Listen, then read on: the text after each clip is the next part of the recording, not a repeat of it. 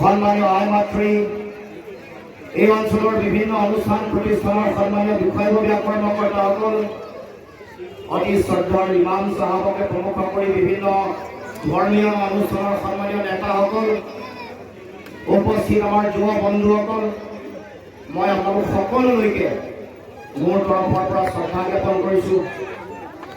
উপস্থিত জ্যেষ্ঠ ব্যক্তিৰ সন্মানীয় আইমাতৃ, সন্মানীয় শিক্ষাগুৰু সকলোকে মই শ্ৰদ্ধা জনাইছোঁ, সেৱা জনাইছোঁ আৰু সকলোৰে পৰা আশীৰ্বাদ বিচাৰিছোঁ।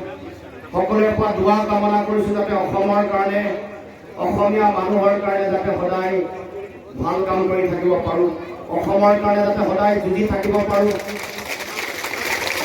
অসমীয়া মানুহৰ সুৰক্ষিত ভৱিষ্যতৰ কাৰণে, আমাৰ মাটি ভেটি, আমাৰ ভাষা কৃষ্টি সংস্কৃতি ৰক্ষাৰ কাৰণে জাতিটোৰ এগৰাকী জাতীয় যোদ্ধা হিচাপে যাতে সদায় যুঁজি থাকিব পাৰোঁ, কাম কৰি থাকিব পাৰোঁ, তাৰ কাৰণে সকলোৱে দোৱা কৰিব, আশীৰ্বাদ কৰিব, সকলোৰে পৰা আশীৰ্বাদ আৰু দোৱা বিচাৰিছোঁ।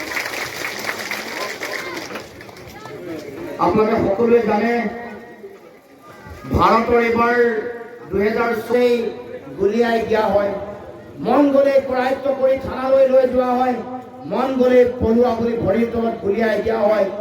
অপৰাধী বিচাৰোঁতে বাদ বিচাৰ কৰি অপৰাধীসকলক কৰায়ত্ব কৰে। মুছলমানসকলে লক্ষ্য কৰি লয়। যদি বিজেপি কৰে, যদি কোনোবা আগতে বেলেগ কিবা কৰিছিলে, এতিয়া বিজেপিৰ শৰণাপন্ন হ'ল, তেতিয়াহ'লে 7 খুন মাফ কৰে। আৰু বেলেগ যদি বিজেপিৰ বিৰুদ্ধে মাত মাতে, তেওঁলোকৰ অন্যায়ৰ বিৰুদ্ধে যদি যুঁজে, তেতিয়াহ'লে জেললৈ নি, তেতিয়াহ'লে তেওঁলোকক অত্যাচাৰ কৰি ভয় ভাবুকি খুৱাই ব্লেকমেইলিং কৰি তেওঁলোকক বিভিন্ন ধৰণে অত্যাচাৰ কৰিবৰ কাৰণে চৰকাৰে ব্যৱস্থা